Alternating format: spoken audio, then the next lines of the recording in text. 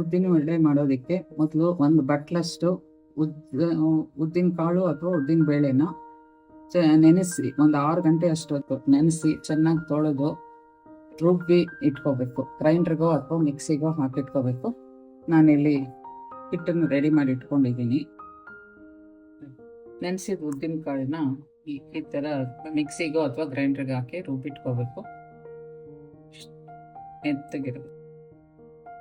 ಉದ್ದಿನ ಹಿಟ್ಟಿಗೆ ಸೇರಿಸಬೇಕಾಗಿರೋಂಥ ಸಾಮಗ್ರಿಗಳು: ಸಣ್ಣಗೆ ಹೆಚ್ಚಿರೋಂಥ ಒಂದು ಸಣ್ಣ ಈರುಳ್ಳಿ, ರುಚಿಗೆ ತಕ್ಕಷ್ಟು ಉಪ್ಪು, ಸಣ್ಣಗೆ ಹೆಚ್ಚಿರೋಂಥ ಕೊಬ್ಬರಿ, ಹಸಿ ಕೊಬ್ಬರಿ, ಅದು ಸಣ್ಣಗೆ ಹೆಚ್ಚಿರೋಂಥ ಕರಿಬೇವಿನ ಸೊಪ್ಪು, 1 ಟೀ ಸ್ಪೂನ್ ಅಷ್ಟು ಕಾಳು ಮೆಣಸು, 1-2 ಸಣ್ಣಗೆ ಹೆಚ್ಚಿರೋಂಥ ಹಸಿ ಮೆಣಸಿನ್ಕಾಯಿ. ಉದ್ದಿನ ಹಿಟ್ಟಿಗೆ ಈಗ ಇವೆಲ್ಲ ಸಾಮಗ್ರಿಗಳನ್ನ ಸೇರಿಸ್ಕೊಳ್ಳೋಣ.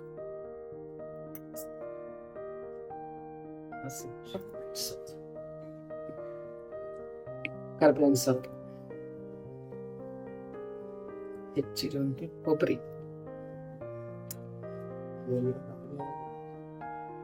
ಉಪ್ಪು,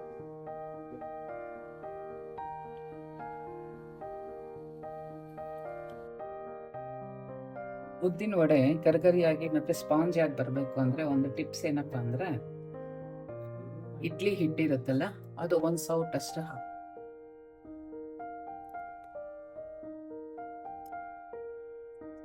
ಇದ್ರ ಬದಲು ನಾವು ಅಕ್ಕಿ ಹಿಟ್ಟನ್ನು ಕೂಡ ಸೇರಿಸ್ಕೋಬಹುದು. ಇದನ್ನ ಚೆನ್ನಾಗಿ ಮಿಕ್ಸ್ ಮಾಡೋಣ.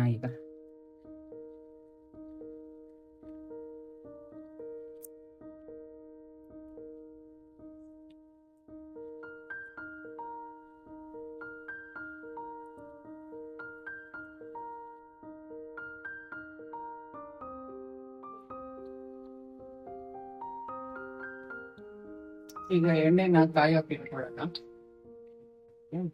ತರ ಒಂದು ಬಟ್ಲಲ್ಲಿ ನೀರು ಇಟ್ಕೊಂಡು ಕೈ ಎತ್ಕೊಂಡು ತರ ಹಿಟ್ಟು ಸ್ವಲ್ಪನೇ ತಗೊಂಡು ತರ ಮಾಡಿ ಎಣ್ಣೆ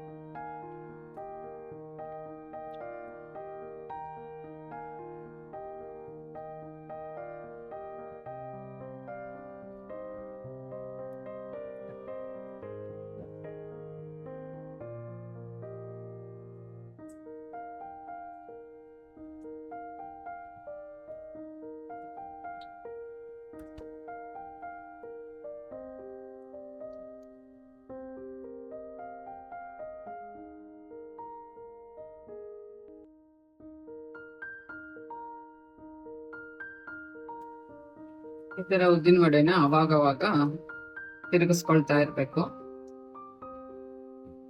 ಆಮೇಲೆ ಫ್ಲೇಮ್ ಯಾವಾಗ್ಲೂ ಮೀಡಿಯಂ ಅಲ್ಲಿ ಇರಬೇಕು.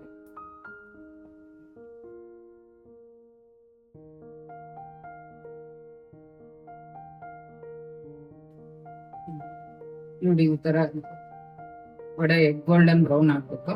ಇದಾಗಿದೆ. ಈಗ ಇದನ್ನ ಎತ್ಕೊಂಡ್ಬಿಡು.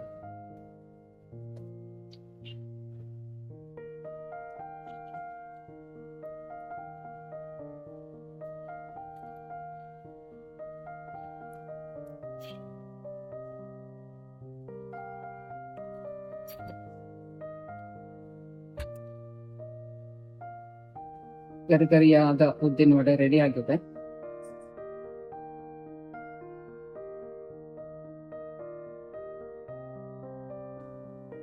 ನೋಡಿ, ಇಡ್ಲಿ ಜೊತೆ ವಡೆ ತಿನ್ನೋದಕ್ಕೆ ರೆಡಿ ಆಗಿದೆ.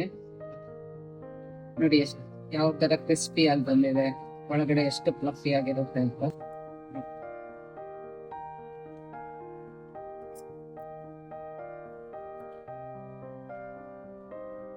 ಹೊರಗಡೆ ಎಲ್ಲ ಕ್ರಿಸ್ಪಿ ಆಗಿದೆ, ಒಳಗಡೆ ಫ್ಲಫಿ ಆಗಿದೆ.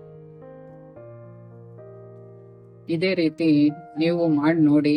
ನಿಮ್ಗೆ ಇಷ್ಟ ಆದ್ರೆ ನಮ್ಮ ಚಾನೆಲ್ನ ಸಬ್ಸ್ಕ್ರೈಬ್ ಮಾಡ್ಕೊಳ್ಳಿ, ಲೈಕ್ ಮಾಡಿ, ಶೇರ್ ಮಾಡಿ.